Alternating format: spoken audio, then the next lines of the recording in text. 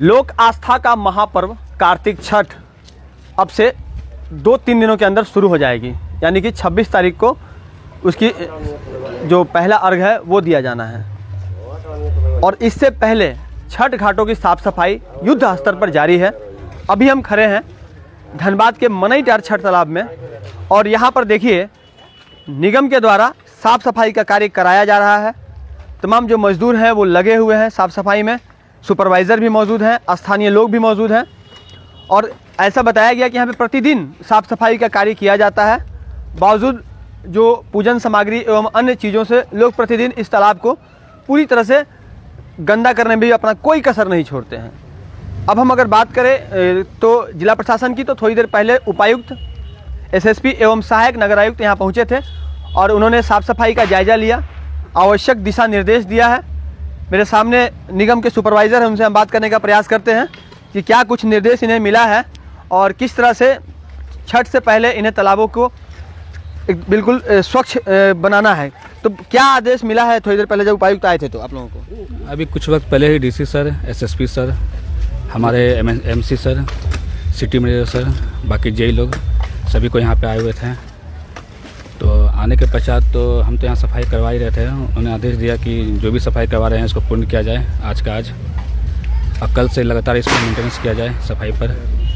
तो हमने सर को बताया भी कि सर सफाई तो यहाँ रोज़ करते हैं, लेकिन यहाँ का जो आम पब्लिक हैं उनको मना करने के बाद भी रोज़ ला के यहाँ सामग्री पूजा का, घर का मूर्ति जो भी है लाकर पानी में वो भी पानी में सटा कर साइड ना रख कर पानी के बीचों बीच फेंक कर विसर्जित करते हैं। तो बीचों बीच फेंकने के बाद होता है कि सफाई करने में मुझे बहुत कठिनाई झेलना पड़ता है।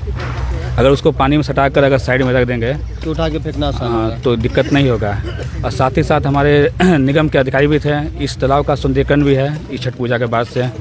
तो सौंदर्यीकरण बजट आया हुआ है जी, लगभग यस उसी में आया हुआ है। लगभग 3 करोड़ कुछ रुपया का ये टेंडर है इसका।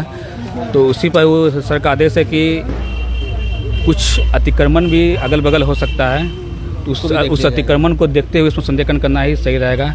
क्योंकि इसी बहाने जो हमारा अतिक्रमण भी किया हुआ है अगल बगल में वो अतिक्रमण मुक्त भी हो जाए। क्योंकि हमारे यहाँ शौचालय यहाँ बना हुआ है, सुलभ शौचालय, उसके पीछे भी कुछ ज़मीन खाली पड़ा हुआ है। मेरा नाम मनोज कुमार सिंह, स्वच्छता पर्यवेक्षक धनबाद नगर। सामने में कुछ स्थानीय लोग हैं। सर, जो साफ़ सफाई का कार्य चल रहा है उससे कितने संतुष्ट हैं और किस तरह से इस बार का जो छठ पूजा होगा उसमें आप लोग अपनी भूमिका निभाएंगे? हम लोग आम दर्शक हैं, आम जनता हैं। जो हो रहा है तो अभी देख रहे हैं, हम भी देख रहे हैं। बाकी उम्मीद है कि सब अच्छा ही होगा। आप लोग अपने स्तर से कुछ व्यवस्था करते हैं? आम लोगों के कुछ अपना व्यवस्था भी करते हैं, लेकिन सबसे बड़ा प्रॉब्लम है कि हम लोगों को सब मूर्ति विसर्जन इसी तालाब में होता है। लाइन के इस पार का जितना भी मूर्ति है विसर्जन इसी में। लेकिन ज़रूरी है कि एकदम होना ही है, कचरा होना ही है, लेकिन साफ़ सफाई हर समय होते रहता है, थोड़ा थोड़ा चलता है इसी तरह। तकरीबन कितने की संख्या में दुर्गा पूजा की मूर्ति का विसर्जन यहाँ होता है? कम से कम टोटल 22 मूर्ति विसर्जन होता है दुर्गा पूजा का प्रत्येक वर्ष। सरस्वती पूजा का भी यहीं पर? सरस्वती पूजा टोटल मूर्ति का विसर्जन, सब सारी मूर्तियाँ विसर्जन यहाँ होती है, जिसके कारण तालाब पर थोड़ा प्रभाव पड़ता है। तालाब की जो गंदगी है वो समय पर साफ होता है? समय पर होता रहता है। इसके लिए व्यवस्था अलग, मूर्ति व्यवस्था के लिए एक जाली बना दिया जाए ताकि मूर्ति विसर्जन वहीं पर हो। थोड़ी देर पहले उपायुक्त आए हुए थे, उनकी तरफ से कुछ आप लोगों को आश्वासन मिला? हाँ, आश्वासन मिला है, साफ सफाई का आश्वासन मिला है। कुछ पानी के बारे में भी, टीओपी के बारे में भी बोले हैं। टीओपी की क्या परेशानी है? टीओपी की परेशानी है कि टीओपी बंद हो गया, आते हैं हम लोग सुरक्षित महसूस कर रहे हैं।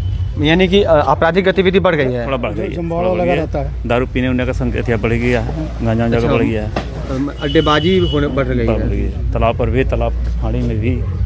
बिल्कुल। तो जिस तरह से स्थानीय लोगों ने बताया कि यहाँ पर जो तालाब है इसका सौंदर्यीकरण का कार्य भी कुछ दिन के बाद होगा और अभी जो साफ़ सफाई का कार्य चल रहा है इस के तहत छठ पूजा से पहले जिस तरह से जिला प्रशासन ने आश्वासन दिया है पूरी तरह से स्वच्छता देखने को मिलेगी, बैरिकेडिंग देखने को मिलेगी सुरक्षा के पॉइंट ऑफ व्यू से। और साथ ही इन्होंने अपील की है उपायुक्त से कि यहाँ पर जो पुराना टीओपी है उसको भी जल्द से जल्द शुरू कर दिया जाए। बंद होने से यहाँ पर आपराधिक गतिविधियों में इजाफा हुआ है, अड्डेबाजी हुई है, शराबखोरी होती है और जिसकी वजह से आसपास का माहौल जो है वो गंदा होता है। बहरहाल देखना यह होगा कि जिला प्रशासन टीओपी स्थापित करने की दिशा में कब से पहल करती है ताकि यहाँ के लोगों को सुकून मिल सके और छठ पूजा से पहले तालाब का सौंदर्यीकरण किस तरह से होता है और किस तरह का कार्य यहाँ पर पूजा से पहले देखने को मिलता है उससे भी हम आपको लगातार रूबरू कराते रहेंगे। सहयोगी प्रभात के साथ राजकुमार जायसवाल, 11 स्कोप्स, धनबाद।